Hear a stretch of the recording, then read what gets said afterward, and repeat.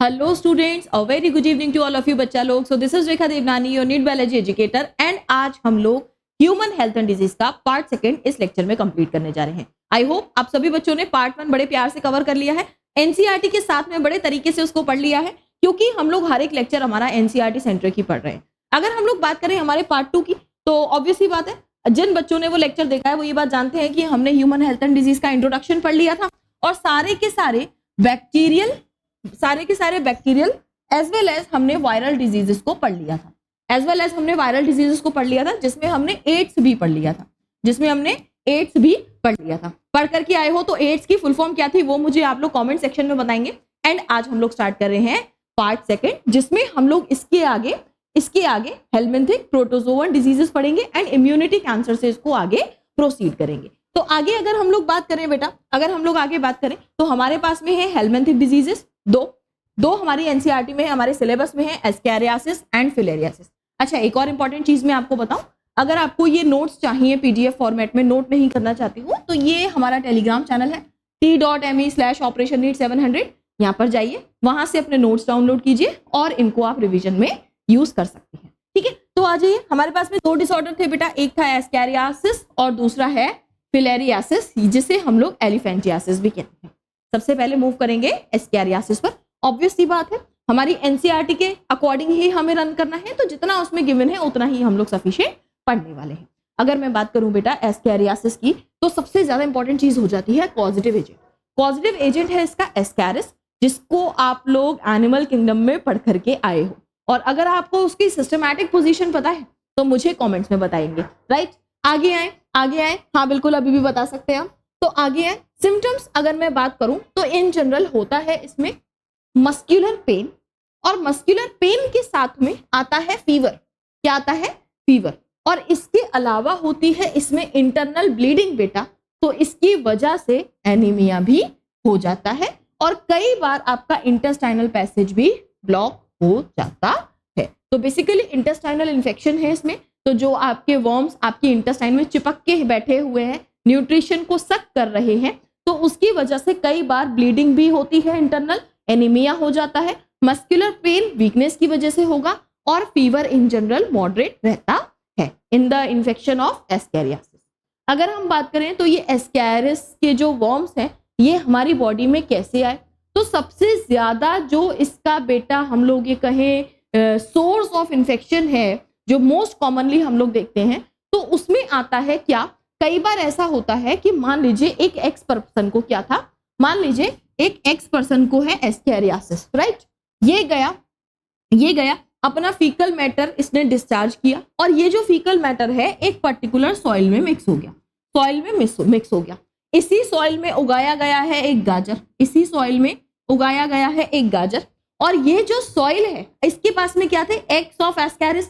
अब by chance ये जो कांटेक्ट है गाजर का उस सॉइल से जो हुआ है, उसमें बाई चांस हम ये कहें कि गाजर के ऊपर, ये जो आपका गाजर है ना ट्रायंगुलर शेप का होता है, रेड कलर का होता है हालांकि, तो इसके ऊपर एक्स चिपके हुए हैं, किसके? एस्कैरिस के। अब आपने गाजर ली, बिना धोए खा ली, तो जब आप बिना धोए खाओगे तो इसके एक्स आपके पेट में चले गए एंड एस्कैरियासिस का जन्म हो गया। क्या हो गया? जन्म हो गया, और आपको भी इन्फेक्शन लग गया। तो basically contaminated soil, contaminated water, contaminated plant से ये आपको मिलता है। आप वाटर, प्लांट, वेजिटेबल, फ्रूट से आपको ये इन्फेक्शन हो सकता है। इसीलिए बोला जाता है कि सब्जियों को, फलों को धो करके खाना चाहिए, ताकि आपको किसी भी टाइप का इन्फेक्शन ना लगे। राइट, तो जो एग्स हैं पैरासाइट के, वो फीसेस से एक्सक्रीट कर दिए जाते हैं, सॉइल, वाटर, प्लांट्स को कंटामिनेट करते हैं। आपके पास कहां से आया?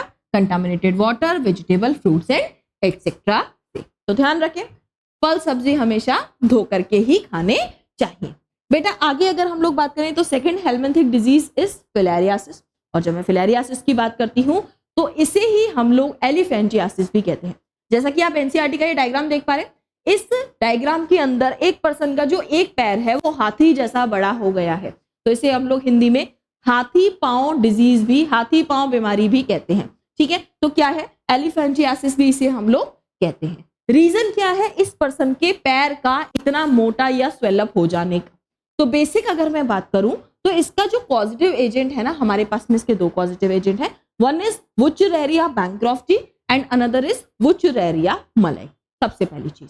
जब मैं दूसरी बात करूं तो होता क्या है, ये जो बेटा आपका पैरासाइट है ना, जो आपका पैथोजन है, ये बेसिकली करता क्या है, ये फिलेरियल वर्म है, राइट। दिस फिलेरियल वर्म आपके बॉडी में जैसे ही आया है तो ये जो आपकी बॉडी में लोअर लिम्फेटिक वेसल्स है ना, उनमें फंस जाता है। जैसे ही ये उनमें फंसता है तो जो आपका लिम्फ है, जो सर्कुलेट होकर के ऊपर आना चाहिए था, वो नहीं हो सकता क्योंकि लिम्फ वेसल में ब्लॉकेज हो रहा है। And due to this blockage आपका जो लिम्फ है वो लोअर लिम्स में क्या होना स्टार्ट हो जाता है, डिपॉजिट होना स्टार्ट हो जाता है। And this deposits for several years and that leads to this condition of your leg, या फिर लोअर, हम लोग बेसिकली हमारे लोअर अपेंडिजेस, एक लेग आप कंसिडर कर सकते हो। एंड इसके साथ साथ जेनाइटल्स भी अफेक्ट हो जाते हैं कई बार, राइट। तो वही आपकी एनसीईआरटी ने जो बताया है वो हम लोग देख लेते हैं। जो सिम्टम्स हैं, the filarial worm cause a slowly developing chronic inflammation of organs in which they live for many years, usually the lymphatic vessels होती हैं of the lower limbs, the genital organs are also affected. Important question है यही से NEET में question आ सकता है, क्या genitals भी अफेक्ट हुए या नहीं। डायग्राम देख के याद आ जाएगा, और अगर नहीं तो भैया याद कर लो, ठीक है, क्या कि जेनाइटल्स भी इसमें अफेक्ट होते हैं, resulting in gross deformities, right. फिर हम लोग बात करें सोर्स ऑफ इन्फेक्शन की, तो जो पैथोजन है वो ट्रांसमिट होता है एक पर्सन से दूसरे पर्सन में by the bite of female mosquito. It may be Culex, it may be Aedes, it may be Anopheles, right.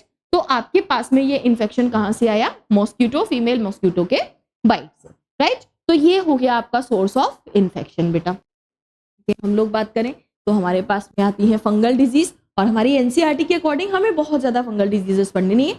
One and the only single fungal disease is ringworm. क्या, ringworm. Ringworm बचपन से सुना हुआ होगा, दांत खाद खुजली वाला, है ना। तो एक सर्कुलर टाइप का आपके पास में रिंग टाइप का आपको इन्फेक्शन होता है, कई बार आपने नोटिस किया होगा, रिंग सी बन जाती है। दिस इज, आप ये देख सकते हो, this is the ring type infection, here is also a ringworm, here is, right. तो आप ये देख पा रहे हो, ये एनसीईआरटी का डायग्राम है, वही हम लोग लेकर के आए। तो ये आप देख पा रहे हो, थोड़ा सा रिंग टाइप में कुछ इन्फेक्शन हो गया जिसमें इंटेंस ईचिंग होती है, रुका नहीं जाता है, खुजली करने का मन करता है। तो ये वाली जो डिजीज है ना, बहुत कॉमन इन्फेक्शियस डिजीज है ह्यूमंस में। अगर हम लोग बात करें इसके कॉजेटिव एजेंट की, तो सबसे ज्यादा इंपॉर्टेंट चीज आप याद रखिएगा, 3 जेनेरा है इसमें। क्या है, 3 जेनेरा, क्योंकि कई बार हम लोग कंफ्यूज हो जाते हैं स्पीशीज और जेनेरा लिख करके, अगर नीट में आ गया तो आपको मार्क करना है यहाँ पे जेनेरा है। कौन से 3 जेनेरा, पहला माइक्रोस्पोरम, दूसरा ट्राइकोफाइटॉन, और तीसरा एपिडर्मोफाइटॉन। यानी कि there are 3 genera naming microsporum, trichophyton, epidermophyton. ये रेस्पॉन्सिबल है किसके लिए, रिंगवर्म के लिए, पहली चीज। दूसरी चीज की बात करें हम लोग, तो सिम्टम्स क्या हुआ, अपीयरेंस होगा आपको बिल्कुल ड्राई टाइप की स्किन दिखेगी, ड्राई स्केली लेजन्स दिखेंगे आपकी स्किन पर, एंड आपकी अलग अलग पार्ट्स ऑफ बॉडी पर मिल सकते हैं, बेसिकली आपकी स्किन पर, स्काल्प पर आपको मिल सकते हैं। इंटेंस ईचिंग इनमें होगी, और ये जनरली आपको पता है ग्रोइन एरियाज में मिलते हैं, राइट। यहाँ पर देख लीजिए, scalp lesions accompanied by intense itching, right. इसके अलावा अगर हम लोग बात करें तो ये आपको जनरली ग्रोइन एरियाज में मिलते हैं। क्यों, क्योंकि हम लोग बायोलॉजिकल क्लासिफिकेशन जब पढ़ते हैं तो वहां हमारी एनसीईआरटी कहती है फंगस को बेटर बेस्ट एनवायरनमेंट वो लगता है जो थोड़ा सा वार्म हो, थोड़ा सा ह्यूमिड हो, और थोड़ा सा मॉइस्ट प्लेस हो। फंगस का वो फेवरेट प्लेस है। तो जो आपके ग्रोइन एरियाज हैं वो जनरली आपकी बॉडी टेम्परेचर से थोड़े से वार्म, ह्यूमिड, और वहां पर मॉइस्चर अगर ट्रैप रहता है थोड़े लंबे समय तक, तो वहां पर आपको इन्फेक्शन होने के चांसेस हो जाते हैं। तो heat and moisture help this fungi to grow which make them thrive in skin fold such as those in the groin और बिटवीन टोस। आपके टोस के बीच में जितने भी ग्रोइन एरियाज है, नेक के रीजन में आपको ये हो सकता है। सोर्स ऑफ इन्फेक्शन की बात करें तो आपको सॉइल से हो सकता है एक्वायर किया हो आपने, क्लोथ्स को यूज करके आपको हो सकता है, या फिर आपके किसी एक इन्फेक्टेड पर्सन का आपने टॉवल यूज किया हो, उसके कपड़े यूज किए हो, आपका उसने कोम्ब यूज किया हो, राइट। तो इन्फेक्टेड पर्सन के जो चीजें हैं उनको आपस में यूज करने से भी इन्फेक्शन फैल सकता है। तो अगर आपको रिंगवर्म है, मान लो नेक रीजन में आपने खुजाया क्योंकि इंटेंस ईचिंग होगी, भाई हाथ आपका जाएगा, तो भाई हाथों को प्रॉपर सैनिटाइज करो, प्रॉपर डेटॉल से धो, ताकि ये जब आप किसी और को टच करो तो इन्फेक्शन उसके स्पोर्स ना पहुंचे, ठीक है। तो this is all about ringworm mentioned in your NCERT. And हम लोग आ जाते हैं हमारे प्रोटोजोअन डिजीजेस पर, जिसमें दो बहुत इंपॉर्टेंट डिजीजेस आपको पढ़नी है। पहली हो गई मलेरिया और दूसरी हो गई एमीबियासिस। पहली हो गई मलेरिया और दूसरी हो गई amoebiasis. Malaria and amoebiasis. Protozoa वो वाला आपका, ठीक है। प्रोटोजोआ कौन आता है? किंगडम फाइलम क्या है भाई, बताओ मुझे भाई, ठीक है, कमेंट्स में बताओ, ठीक है। तो आपका ये हो गया क्या, मलेरिया और एमीबियासिस। एक एक करके हमें दोनों को डिटेल में पढ़ना है। Malaria again a very important thing with regards to your NEET exam as well as for your board exam. थोड़ा सा डिटेल में कॉन्सेप्चुअली आपको ये आना चाहिए, तो उसी पर हम लोग डिस्कशन करेंगे। एनसीईआरटी अभी तक नहीं लेकर के बैठे हो ना, तो गलती कर रहे हो, खोल लो एनसीईआरटी।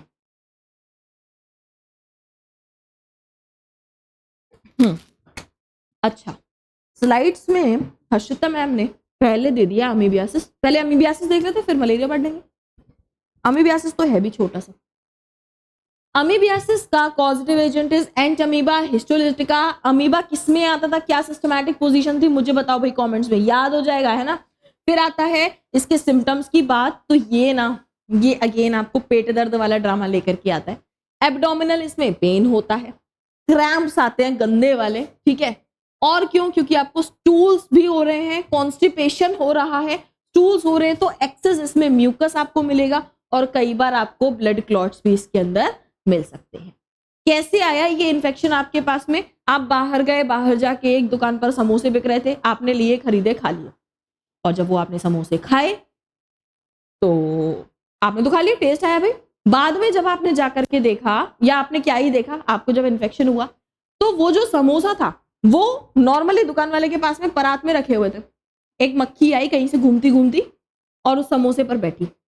वो मक्खी इन्फेक्शन लेकर के आई थी अमीबियासिस, और वो समोसा तो आपने गप्पू से खा लिया। तो जब आपने वो समोसा भी खा लिया, अब अमीबियासिस का इन्फेक्शन आया था आपके पास में, आपकी हाउस फ्लाई लेकर के आई थी और आपके पास में इन्फेक्शन लग गया। तो अगर हम बात करें तो house fly act as a carrier and serve to transmit the parasite from faeces of infected person to food product, right. तो इन्फेक्टेड पर्सन के फीसेस जो पड़े हुए हैं, वहां मक्खी जाकर के बैठी, आके आपके समोसे पर भी बैठ गई, तो दोनों जगह पर जाकर क्या किया, मक्खी ने इधर का उधर सीन क्रिएट कर दिया है, thereby contaminated them. Drinking water, food contaminated by fecal matter are the main source of infection. तो अगर आपसे पूछा जाए, यहाँ से आप इसका आंसर कर सकते हैं बेटा। बात समझ में आई? बात समझ में आई क्या? बात समझ में आई तो फिर आगे बढ़ जाते हैं। This is about the amoebiasis mention in your NCERT, और जितने भी पीवाईक्यू है इससे ज्यादा नहीं पढ़ना है। हम लोग आ जाते हैं हमारे मलेरिया पर। Malaria important, malaria is very important. जो एनसीईआरटी में जिस तरीके से लिखा है ना, उसने हम लोग उसको पढ़ेंगे। सबसे पहली चीज, पॉजिटिव एजेंट कौन है, तो कोई गलती से जाके मच्छर मत कह देना भाई, बहुत मार खाओगे, मच्छर वेक्टर है, ठीक है। यहाँ पर क्या है, Plasmodium is the positive agent, और प्लाज्मोडियम की बहुत सारी स्पीशीज हैं यहाँ पर, जैसे कि हम लोग कुछ देख लेते हैं। Plasmodium vivax, Plasmodium malaria and Plasmodium falciparum. Falciparum सबसे ज्यादा डेंजरस वाला मलेरिया कहलाता है मैलिग्नेंट मलेरिया, जो कि फीटल तक हो सकता है। जो कि क्या हो सकता है बेटा, फेटल तक हो सकता है, यानी कि जानलेवा हो सकता है। जब हम लोग बात करते हैं कि इस पैथोजन का हमें इन्फेक्शन कहां से लगा, हमें प्लाज्मोडियम का इन्फेक्शन कहां से लगा, तो आता है, तो बेटा ये जो सोर्स ऑफ इन्फेक्शन है ना, जब आपको एक एनोफिलीज मॉस्किटो बाइट करती है ना, तब आपको इन्फेक्शन लगता है।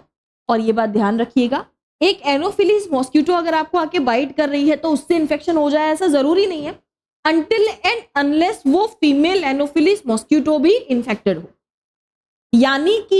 यानी कि female Anopheles mosquito is also infected by this Plasmodium. यानी कि अगर मैं बहुत क्लियर इसका आंसर करने की कोशिश करूं तो bite of infected female Anopheles mosquito.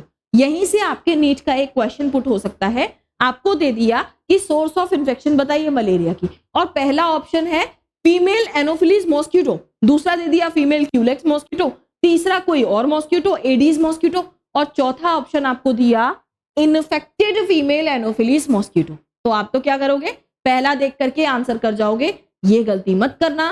क्या आंसर करके आना है आपको, by the bite of infected female Anopheles mosquito. क्यों, क्योंकि यहां पर हमारी जो एनोफिलीज मॉस्किटो है ये भी इन्फेक्ट हुई है। जो हमारा प्लाज्मोडियम है ये इसके अंदर भी अपनी लाइफ साइकिल कंप्लीट करता है, इसे भी होस्ट बनाता है, हमें भी होस्ट बनाता है, और कैसे ही अपनी लाइफ साइकिल चलाता है आइए हम लोग देख लेते हैं। ठीक है, आइए हम लोग देख लेते हैं। तो जब मैं बात करूं लाइफ साइकिल की, उससे पहले थोड़े से सिम्टम्स भी देख लेते हैं।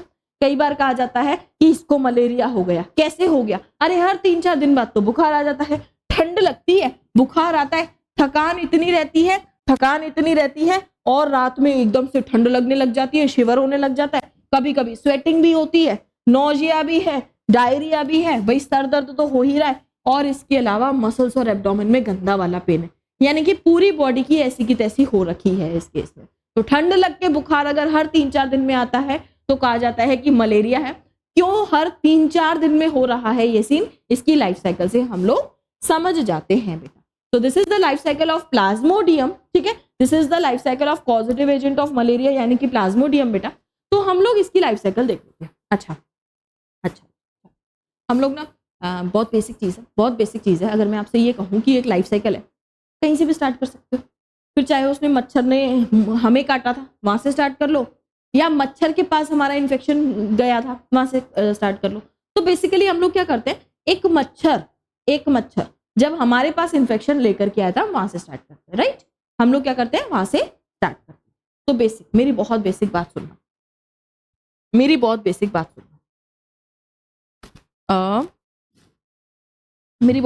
सुनो। देखो अभी क्या है, मुझे बिल्कुल फीवर, कोई मलेरिया का इन्फेक्शन, किसी और पैथोजन का इन्फेक्शन नहीं है, मैं पूरी हेल्दी हूँ। ठीक है, मैं क्या हूँ, पूरी हेल्दी हूँ। अब मान लो कि क्या हो रहा है कि एक मच्छर है, फीमेल एनोफिलीज मॉस्किटो, बेचारी खुद इन्फेक्टेड है।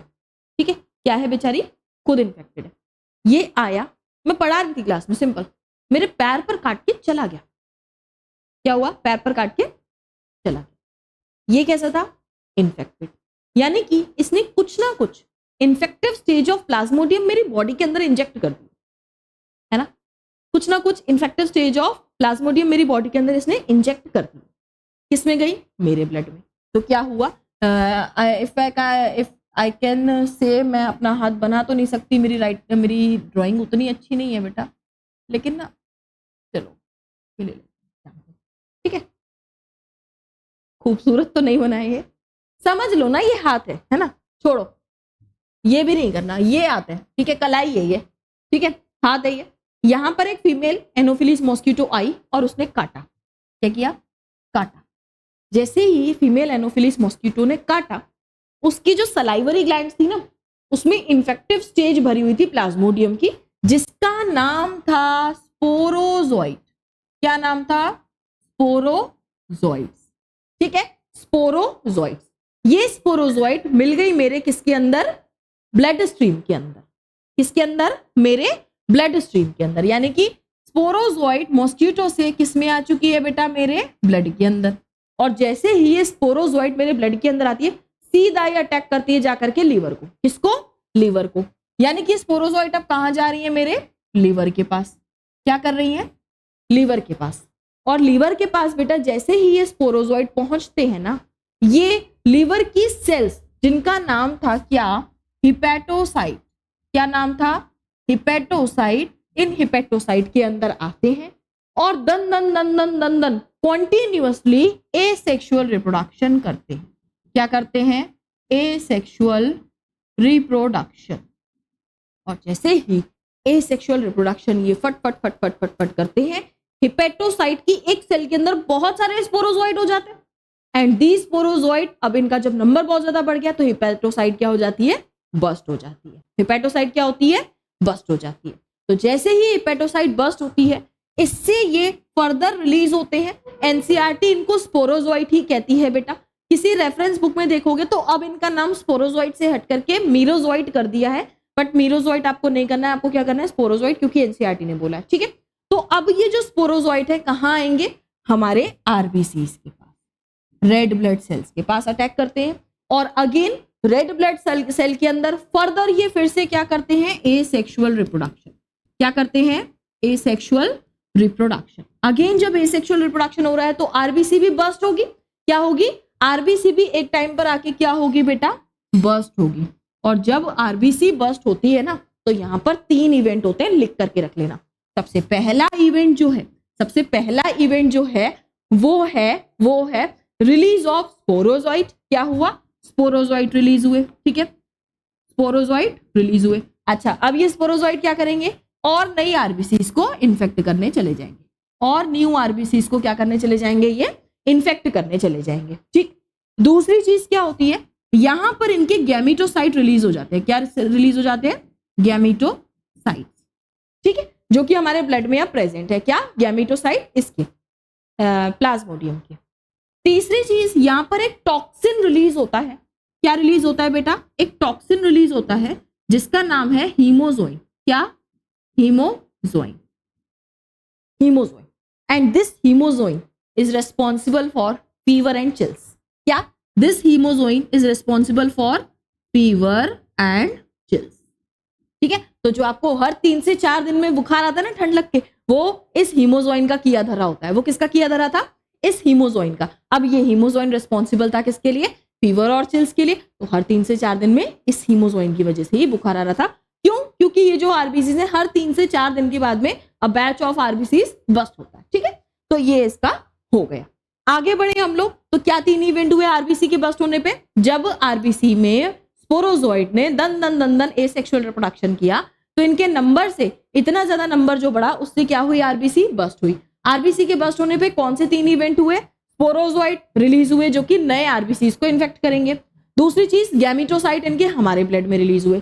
तीसरी चीज, टॉक्सिन रिलीज हुआ जिसका नाम था hemozoin, which is responsible for fever and chills in every 3 to 4 days in life cycle of malaria या फिर इन मलेरिया फीवर, राइट। इतनी बात समझ में आई? तो अब हमें क्या करना है? ये 3 चीजें हुई हैं। इस केस में हम लोग बात करें तो मेरे ब्लड के अंदर अब क्या प्रेजेंट है? मेरे ब्लड के अंदर क्या प्रेजेंट है? आरबीसी बेचारी इन्फेक्टेड स्पोरोजोइट से। दूसरा चीज, मेरे ब्लड के अंदर हीमोजोइन जो कि मेरे को फीवर चिल्स दे रहा है। और तीसरी चीज क्या प्रेजेंट है बेटा? और तीसरी चीज क्या प्रेजेंट है? गैमेटोसाइट्स। और जब भी हम लोग बात करते हैं किसी ऑर्गेनिज्म की लाइफ साइकिल की, गैमेटोसाइट बन चुके हैं तो गैमेट बनेंगे, फ्यूजन होगा, सेक्सुअल रिप्रोडक्शन होगा ना, सेक्सुअल रिप्रोडक्शन होगा ना। अब इस केस में जब मैं बुखार में तड़प रही हूँ और मेरे बॉडी में ये वाली सारी तीनों क्रियाक्रम हो चुके हैं, इस टाइम पर एक नॉर्मल मच्छर आया था, उसने मुझे काटा। और जैसे ही एक नॉर्मल मच्छर ने आकर के मुझे काटा, अब इसके पास में मेरी बॉडी से गैमेटोसाइट मच्छर की बॉडी में चले गए हैं। यानी कि यहां पर फिर से क्या हुआ है? मॉस्किटो का बाइट। क्या हुआ है? मॉस्किटो का बाइट। और अब क्या हुआ? गैमेटोसाइट मॉस्किटो की बॉडी में चले गए। जैसे ही मॉस्किटो का बाइट हुआ, ये गैमेटोसाइट आ गए किसके? मॉस्किटो की बॉडी में। तो अगर मैं बात करूं, यहां पर एक मॉस्किटो है, अगर मैं बात करूं यहां पर एक मॉस्किटो है और ये उसकी एलिमेंट्री कैनाल है। क्या है? ये उसकी एलिमेंट्री कैनाल है। तो ये इन्होंने क्या किया है? मॉस्किटो की बॉडी के अंदर आ गए, मॉस्किटो की बॉडी के अंदर आ गए, मॉस्किटो की बॉडी के अंदर आ गए। अब ये जो गैमेटोसाइट है ना, मेल और फीमेल गैमेटोसाइट, क्या? गैमेटोसाइट, ये यहां पर मॉस्किटो की गट में क्या करते हैं? फर्टिलाइजेशन। क्या करते हैं? फर्टिलाइजेशन। कहां पर? गट में। किसकी? मॉस्किटो की, ठीक है। फर्टिलाइजेशन कर रहे हैं, इसका मतलब कौन सा रिप्रोडक्शन हो रहा है? Sexual reproduction. कौन सा रिप्रोडक्शन हुआ? Sexual reproduction. और अब जो सेक्सुअल रिप्रोडक्शन हुआ मॉस्किटो की गट में, फर्टिलाइजेशन होगा, फर्दर आगे इसका डेवलपमेंट होगा और फिर से वही वाली स्टेज जो स्पोरोजोइट थी वो बन जाएगी। स्पोरोजोइट अब बन जाएगी। और जैसे ही अब यहाँ पर स्पोरोजोइट बन गए, जैसे ही यहाँ पर स्पोरोजोइट बन गए, ये मूव करके सलाइवरी ग्लैंड्स में भर जाता है, सलाइवरी ग्लैंड्स में भर जाता है। और अब ये जो मॉस्किटो है कि किसी अनदर ह्यूमन को फिर से काटेगा और उसको क्या कर देगा? इन्फेक्ट कर देगा। तो इसमें बेसिकली जो आपको चीजें याद रखने वाली हैं वो क्या है? ह्यूमन के केस में क्या होगा? बाइट जब कौन करेगा? Infected female Anopheles mosquito. क्या? इन्फेक्टेड फीमेल एनोफिलीज मॉस्किटो के बाइट से इन्फेक्शन आएगा। ह्यूमंस के लिए इन्फेक्टिव स्टेज क्या है बेटा? स्पोरोजोइट।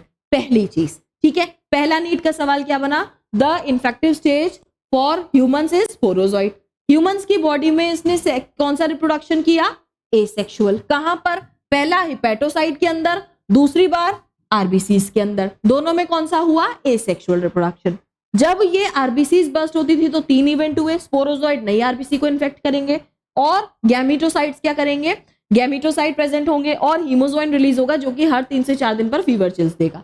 गैमेटोसाइट अब कहां जाएंगे? नए, सिंपल, बेचारा अनइन्फेक्टेड, इन्फेक्टेड नहीं था, फीमेल मॉस्किटो नॉर्मल आई थी, जब उसने इस ह्यूमन को काटा तो गैमेटोसाइट मॉस्किटो की बॉडी में चले गए, गट के अंदर इन्होंने किया फर्टिलाइजेशन यानी कि सेक्सुअल रिप्रोडक्शन, और यहां पर फॉर्मेशन हुआ स्पोरोजोइड का। ये स्पोरोजोइड मूव करके कहां चले गए? सलाइवरी ग्लैंड्स में, और अगेन ये किसी नए बेचारे नॉर्मल ह्यूमन को काट के फिर से ये इन्फेक्शन फैलाते हैं। बात समझ में आई?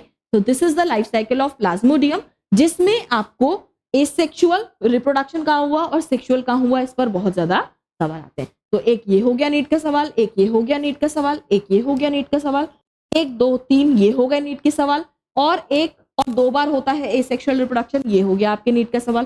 फर्टिलाइजेशन क्या हुआ? एक ये हो गया नीट का सवाल, और ये स्पोरोजोइड फिर से कहां गए? सलाइवरी ग्लैंड्स में, एक ये हो गया नीट का सवाल। यानी कि सिर्फ एक आपके लाइफ साइकिल से बहुत सारे नीट के सवाल बन सकते हैं। तो आ जाए ये देख लेते हैं।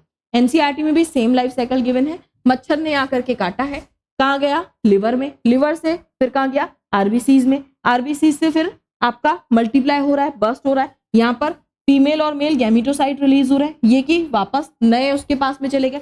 इधर यहाँ पर 3 चीजें लिख लीजिएगा जब बर्स्ट होता है, तो एक तो गैमेटोसाइट, दूसरा न्यू स्पोरोजोइड, और चौथा वाला आपका क्या? चौथा वाला एक तो गैमेटोसाइट, दूसरा स्पोरोजोइड, और तीसरा हीमोजोइड, जिसको फीवर एंड चिल्स के लिए जो रेस्पॉन्सिबल था। तो ये वाली सारी चीजें आप मेंशन कर लें अपने एनसीईआरटी के डायग्राम में, एक बार से इसको देख लें। कोई डाउट हो तो आराम से कमेंट्स में पूछ सकते हो, नहीं तो हमारे पास में तो टेलीग्राम पर डाउट ग्रुप भी है ना, हो ना आप सभी ग्रुप में, तो जो बच्चे नहीं है ना वो ज्वाइन भी एक बार कर लेना, तो जो भी डाउट बचता है वहां जाकर पूछ भी लिया करो। वहां पर कई बार मैं आपको खुद डाउट्स बता रही होती हूँ, तो आपके लिए ये एक प्लस पॉइंट है, और बहुत सारी चीजें, नोट्स और बहुत सारी चीजें आपको वहां पर प्रोवाइड करवा दी जाती है। तो ये तो चैनल है t.me/operation नीट डाउट ग्रुप, और है _डाउट ग्रुप, ठीक है, तो उसको भी आप ज्वाइन कर लेना, वो आपके लिए अच्छा ऑप्शन रहेगा। राइट, एक बार एनसीईआरटी देख लो।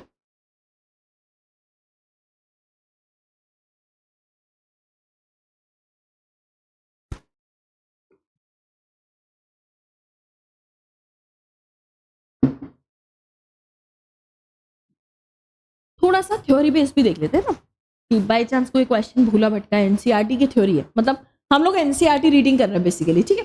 तो एनसीईआरटी में क्या लिखा हुआ है आगे पढ़ लेते हैं एक करके। Plasmodium enters human body as sporozoite, सबसे इंपॉर्टेंट चीज, infectious form through the bite of infected female Anopheles mosquito.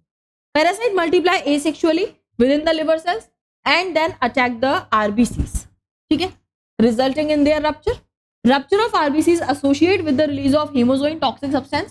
It causes chills and high fever, reoccurring 3 to 4 days. Sexual stages: gametocyte develop in RBCs. Female mosquito takes up gametocyte with the blood. Basically, male है ना ये उस female mosquito की, तो उसका infected person. Fertilization development takes place in mosquito's gut. Fertilization और development कहाँ हुआ? पूरा mosquito की gut में। मेच्योर इन्फेक्टिव स्टेजेस जो स्पोरोजोइड थे, escape from gut and migrate to salivary glands, इस बने इसके अंदर गए कहां पे? सलाइवरी ग्लैंड्स में of the mosquito. When mosquito bite another healthy person, sporozoite are infected with the bite. Right, तो ये इतना सिंपल सा जो आपकी लाइफ साइकिल है वो सेम चीज यहाँ पर लिखी हुई है।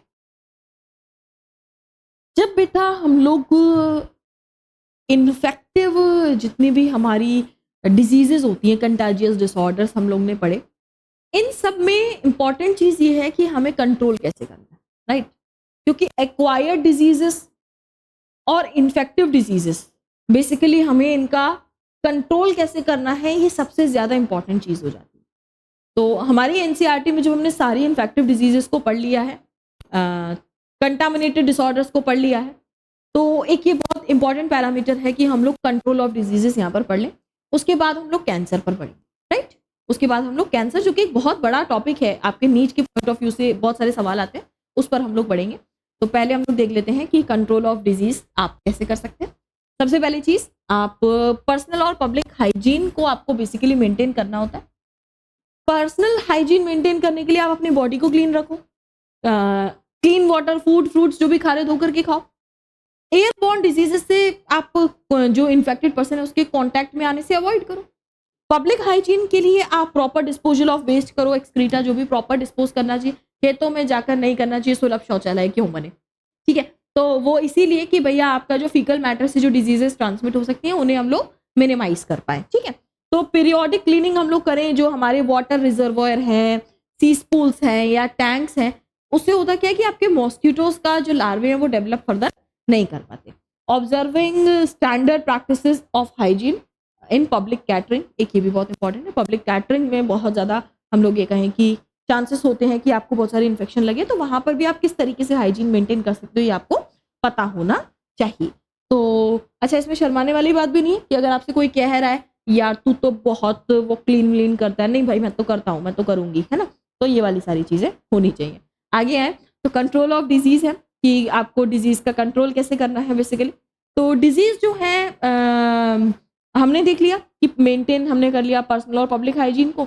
अब बेसिकली वो वाली डिजीजेस जो वेक्टर से ट्रांसमिट होती हैं, जैसे कि मलेरिया, डेंगू, चिकनगुनिया, फिलेरियासिस, ये चारों डिजीजेस पढ़कर क्या है ना, इंपॉर्टेंट है कि हम लोग इनके वेक्टर्स को ही एलिमिनेट कर दें, तो ये ट्रांसमिट ही नहीं हो पाएंगे, हमारे पास में इन्फेक्ट ही नहीं कर पाएंगे हमें, है ना। तो हमने क्या किया, बेसिकली इनके वेक्टर्स को एलिमिनेट करने की कोशिश की। कैसे करेंगे हम लोग, क्या कर रहे हैं, हमें ये बात पता है कि मच्छर ना ज्यादातर रुके हुए पानी में उनके लार्वे ग्रो करते हैं, तो हमने अवॉइड किया stagnation and around residential areas. Water का ही हमने स्टैग्नेशन अवॉइड किया कि पानी नहीं भरने देना है हमें कहीं। रेगुलर क्लीनिंग हम लोग कर रहे हैं, हमारे जो घर में कूलर्स होते हैं उनका पानी रुका रहता है, बहुत टाइम तक जमा रहता है, तो रेगुलर उनकी क्लीनिंग करो। मॉस्किटो नेट्स जो हैं उनकी प्रॉपर यूज करो। इसके अलावा जो लार्वा है ना, जैसे कि मान लो आपके आसपास पॉन्ड्स हैं, है ना, उसको तो आप क्लीन नहीं कर सकते, बट कई बार ना हमारे पास में एक फिश है जिसका नाम है गंबूसिया, इस पर क्वेश्चन भी आया हुआ नीट में। तो ये जो गंबूसिया फिश है ना बेटा, ये फिश क्या करती है, जो आपके मॉस्किटो के लार्वे हैं उनको खाती है।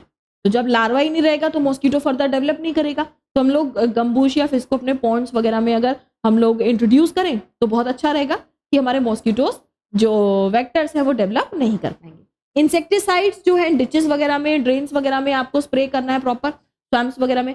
डोर्स और विंडोज जो हैं प्रॉपर आप वायर मैश या फिर जो नेट होती है उसे आप प्रॉपर यूज करें, जिससे कि मॉस्किटोज घर के अंदर ना आ पाए। तो ये कुछ मेजर्स हैं। मच्छर आपको काट रहे हैं, आप सो रहे हो, ये वाला सीन नहीं होना चाहिए, तो मॉस्किटो से बचने के लिए कुछ ही आप चीजें कर सकते हो, जिसमें से गंबूसिया वाला इंपॉर्टेंट है, बाकी सारी चीजें तो आपको पता ही कि क्या क्या आप कर सकते हो। तो ये आपके नेक्स्ट नीट का क्वेश्चन हो सकता है, ठीक है, आप कर लेना, राइट। तो आगे आ जाए क्या, आगे आ जाए क्या, आगे आ जाए क्या। इसके अलावा कुछ डिजीजेस जिनका आप जो मेन चीज है वो प्रॉपर वैक्सीनेशन और इम्यूनाइजेशन प्रोग्राम से भी उनको कम कर सकते हो।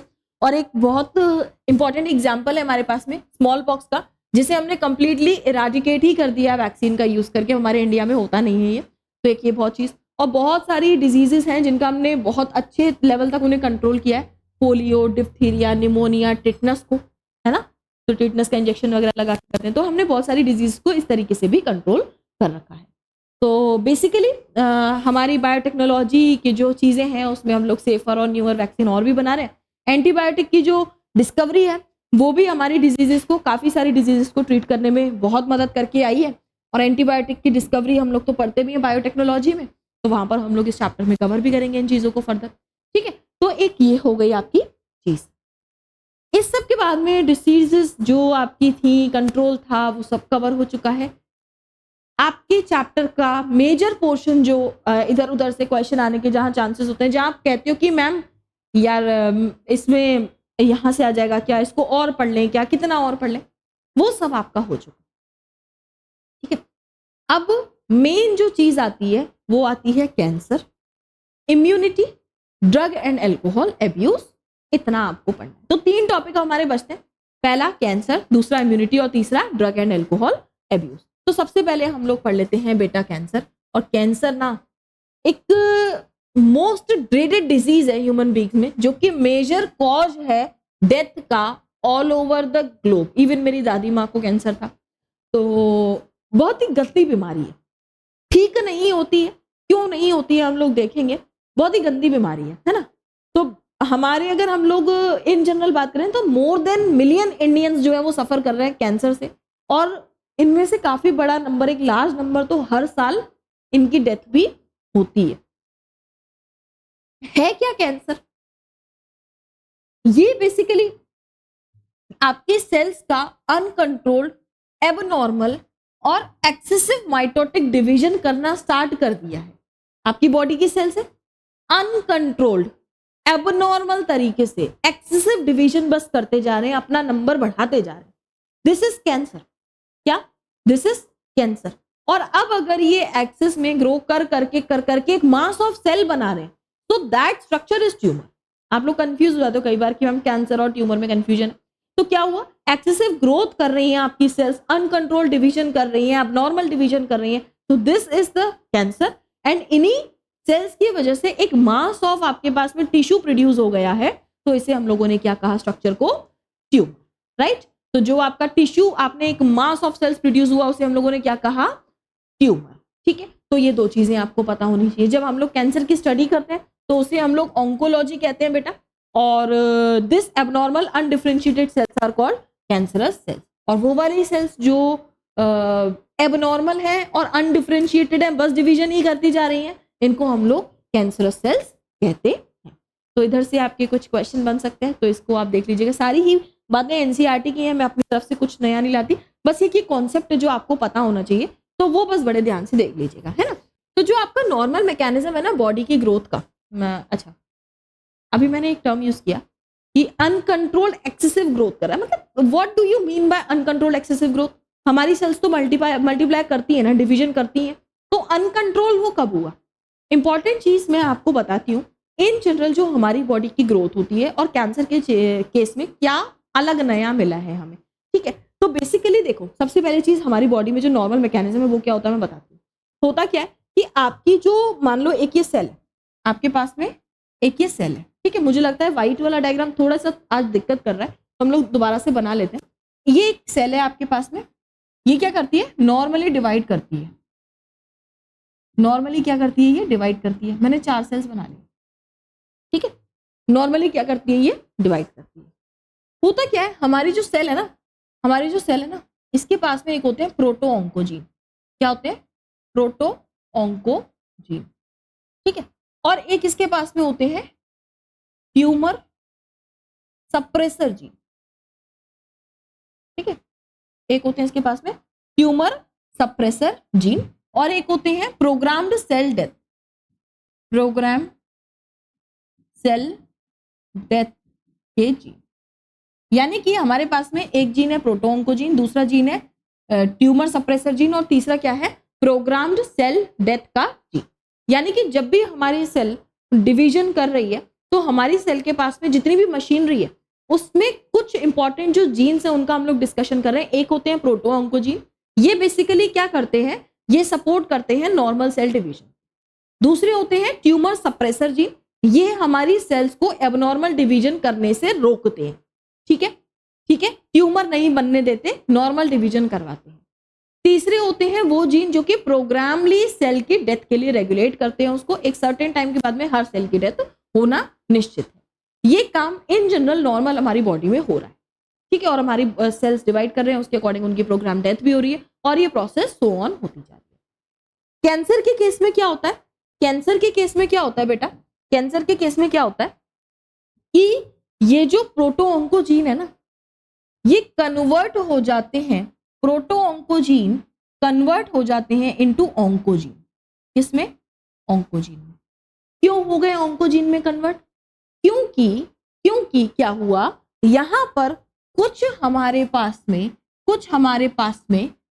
पास में कार्सिनोजन हमें दिखे, कैंसर कॉजिंग एजेंट्स, जिन्होंने इस ऑन्कोजेनिक ट्रांसफॉर्मेशन को किया। क्या किया? Oncogenic transformation. क्या हुआ? Oncogenic transformation. तो due to this oncogenic transformation, proto oncogene किस में कन्वर्ट हो गए बेटा? ऑन्कोजीन में। और ये जो ऑन्कोजीन है, अब इसके केस में ट्यूमर सप्रेसर जीन का कोई भी इफेक्ट नहीं हो रहा, कोई भी इफेक्ट अब इसका नहीं हो रहा, प्रोग्राम्ड सेल डेथ नहीं हो रही। तो अब क्या होगा? ऑन्कोजीन फटाफट इन सेल्स का डिवीजन करवाएंगे। ट्यूमर सप्रेसर जीन अब कोई फंक्शनल नहीं है, तो यहां पर सेल्स ने मल्टीपल डिवीजन करना स्टार्ट कर दिए। और एक मास ऑफ सेल ऐसा एबनॉर्मल बना दिया, एंड एक मास ऑफ सेल ऐसा एबनॉर्मल बना दिया जिसे हम लोग क्या कह रहे हैं अब, this structure is called as now tumour. This structure is now called as tumour. बात समझ में आई? बात समझ में आई क्या? कि इन जनरल नॉर्मल हमारी सेल के पास में प्रोटोऑन्कोजीन थे, ट्यूमर सप्रेसर जीन थे और प्रोग्राम्ड सेल डेथ के जीन्स थे जो कि अपना काम कर रहे थे, सेल्स को नॉर्मल डिवीजन करवा रहे थे। इन केस ऑफ कैंसर हमारे पास में हुआ है oncogenic transformation due to some carcinogens, और ये प्रोटोऑन्कोजीन कन्वर्ट हो गया ऑन्कोजीन में, एंड इसी के साथ साथ हमारा जो ट्यूमर सप्रेसर जीन है अब इसका कोई इफेक्ट नहीं बचा, प्रोग्राम सेल डिवीजन वाले जीन का कोई भी डेथ, कोई भी फंक्शन नहीं बचा। अब हमारे ऑन्कोजीन फटाफट क्या करवा रहे हैं, डिवीजन करवा रहे हैं। ये होता है बेसिक चीज जो आपकी कैंसर में हुई है। कई बार हम लोग इसी से पीछे रह जाते हैं, हमें यही नहीं पता चलता, तो बहुत सारे कंफ्यूजन फर्दर होते हैं। इतनी बात आपको पता होनी चाहिए बेटा। अगर मैं बात करूं तो जो हमारी कैंसर की सेल है, अभी हम लोगों ने थोड़ी देर पहले एक स्ट्रक्चर ऐसा बनाया था, ये बनाया था ना, ये नहीं, ये बनाया था, है ना। इसमें हमने एक के ऊपर एक बहुत सारी सेल्स बना दी। क्यों मैम? क्यों आपने प्रॉपर पहले की तरह से 4 सेल्स में जितना स्पेस रखा था वो नहीं रखा? क्योंकि हमारी जो कैंसरस सेल्स है ना बेटा, ये ना मल्टीपल बस डिवीजन कर रही हैं, ये एक दूसरे का स्पेस सेंस ही नहीं कर पा रही।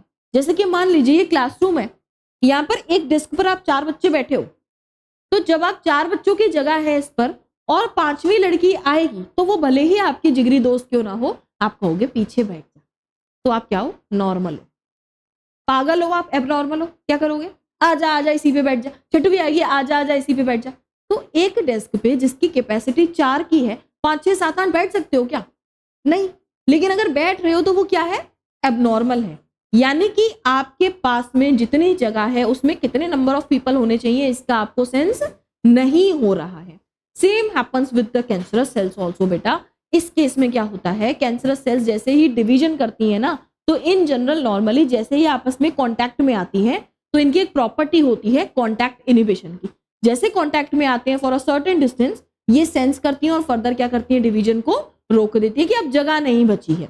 लेकिन कैंसरस सेल्स क्या करती हैं, कॉन्टैक्ट इनिबिशन नहीं करती, फर्दर डिवाइड करती जाती है। तो don't show contact inhibition phenomenon which shown by normal sales. ठीक है। तो नॉर्मल सेल्स में कॉन्टैक्ट इनिबिशन था, कैंसरस सेल्स में नहीं था। एक ये आपके नेक्स्ट नीट का आपका क्वेश्चन हो सकता है। हम लोग आगे बढ़े, अगर हम लोग आगे बढ़े तो हमारे पास में कैंसरस सेल्स ने जो एक मास ऑफ सेल्स बना दिया, now this mass of cells is tumour. और ये ट्यूमर 2 तरीके का होता है। ये ट्यूमर कैसा होता है बेटा, 2 तरीके का। पहला तो वो जो अपनी जगह पर जहां पर बना है, मान लो ये ट्यूमर बना है, यहाँ पर बहुत सारे सेल्स हैं, यहाँ पर क्या है, बहुत सारे सेल्स हैं, कॉन्टैक्ट इनिबिशन लूज करके बने हैं, बहुत सारे सेल्स हैं। तो ये जो मास ऑफ सेल्स है जिसे हम लोग ने ट्यूमर कहा है, ये जिस जगह पर हुआ, मान लीजिए गाल पर हो गया, तो ये वहीं पर सर्टेन है, वहीं पर बड़ा होता जा रहा है, पर वहीं है। इधर से हिलकर किसी और बॉडी ऑर्गन को, किसी और बॉडी पार्ट को इसने परेशान नहीं किया है, सिर्फ एक ही जगह पर अगर ये है तो इसे हम लोग कहते हैं बेनाइन ट्यूमर। क्या कहते हैं बेटा, बेनाइन ट्यूमर, यानी कि remains confined to origin site, उसी जगह पर रहेगा। बट वहीं अगर क्या हो रहा है कि ये जो आपके सेल्स है, इसने यहाँ पर डिवाइड किया, यहाँ पर डिवाइड किया, ठीक है, यहाँ पर ये आपके कैंसरस सेल्स ने डिवाइड किया, ठीक है, और डिवाइड किया, लाओ और डिवाइड किया। अब इनको ना चुल हो रही है, क्या हो रही है, इनको चुल हो रही है। अरे यार, यहां से निकल के कुछ सेल्स सराउंडिंग टिश्यू में और चले गए। ये आपका सराउंडिंग टिश्यू है, प्यारा सा नॉर्मल सा, इसमें चले गए इसके सेल्स, और अब यहाँ पे मल्टीपल डिवीजन कर रहे हैं। क्या कर रहे हैं, मल्टीपल डिवीजन अब यहाँ भी कर रहे हैं, ठीक है। यानी कि इसने नॉर्मल दूसरा वाला जो पड़ोस वाला टिश्यू था उसको भी कर दिया। यानी कि पूरी बॉडी में जगह जगह क्या कर रहा है, ये इन्वेड करती जा रही है इसकी सेल्स। तो ये जो नियोप्लास्टिक सेल्स हैं, जो कैंसरस सेल्स हैं, बेसिकली इन्वेड कर रही हैं सराउंडिंग टिश्यू में। मेटास्टेसिस, क्योंकि ये मूवमेंट कर रही हैं एक जगह से दूसरी जगह पर, मेटास्टेसिस शो कर रही हैं, जो कि मोस्ट फियर्ड प्रॉपर्टी है हमारे कैंसर की। क्योंकि इस केस में कैंसर सिर्फ एक जगह पर, मान लो एक जगह पर कैंसर है तो उसको रिमूव कर सकते हैं ना। अब ये पूरी बॉडी में फैल रहा है तो दूसरी पूरी बॉडी में कितना रिमूव करोगे। तो ये जो मेटास्टेसिस है, यानी कि फैलने की जो प्रोसेस है, ये सबसे ज्यादा फियर्ड प्रॉपर्टी है हमारे कैंसर की, जिस टाइप के ट्यूमर को हम लोग मैलिग्नेंट ट्यूमर कहते हैं। आई बात समझ? हमारे पास में 2 टाइप के ट्यूमर हुए, benign and malignant. Malignant is most feared, जो ज्यादा डेंजरस है वो क्या है? हमारा मैलिग्नेंट ट्यूमर। आगे आ जाए। नोट्स आपको सारे इधर मिल जाएंगे, और अगर नोट कर रहे हो तो अच्छी बात है, बहुत अच्छी बात है कर रहे हो तो, बट नहीं तो आपको यहाँ पर मिल जाएंगे ना। फिर मैंने अभी थोड़ी देर पहले एक टर्म यूज किया था, कार्सिनोजन, है ना? आपके मन में आया होगा कार्सिनोजन। अभी मैंने आपको बताया कैंसर कॉजिंग एजेंट। तो कैंसर कॉजिंग एजेंट कौन कौन से हैं? हर दिमाग में क्यूरियोसिटी आ जाती है, तो देख लेते हैं। कैंसर कॉजिंग एजेंट बेटा अलग अलग हो सकते हैं, दे में भी फिजिकल, दे में भी केमिकल, दे में भी बायोलॉजिकल। यस, दे में भी बायोलॉजिकल। तो बेसिकली फिजिकल जो है, बेसिकली यहाँ पर आपकी रेस है, या तो आयोनाइजिंग रेस या फिर नॉन आयोनाइजिंग रेस।